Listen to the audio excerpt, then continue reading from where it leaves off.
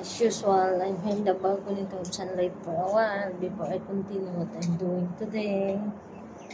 I need to have sunlight to have natural vitamin D from the sun. See it already. Yeah. I'm busy today because I'm washing and I need to iron the clothes. Maybe later we need to bring it to the hospital to have check-up.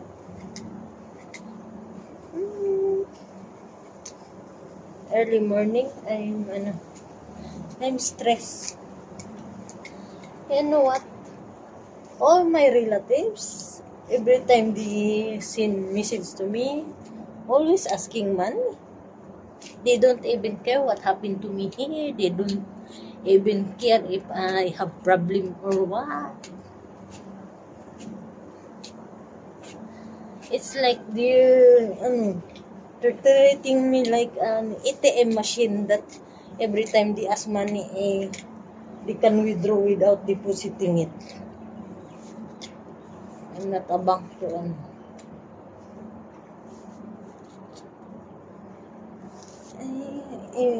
I cannot even ask a favor to them, even a single day, their time.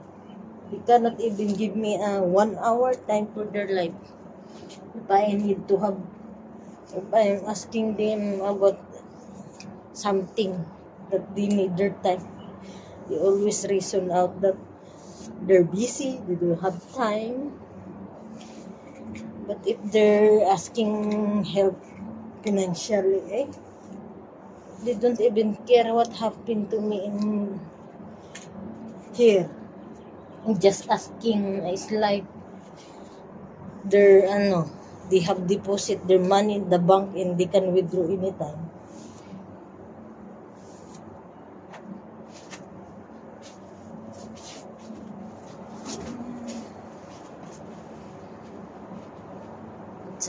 It's not, it's like they're abusing my kindness, like that.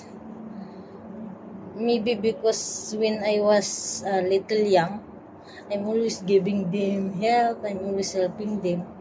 Now that I'm in the middle age, I need to prepare my future because now I have so many sickness. I have maintenance for my high blood, maintenance for eye drop. That's why I'm stopped helping them. And they're my niece and my nephew, they can work in they're much stronger than me. They can earn their own money already and they can help their parents.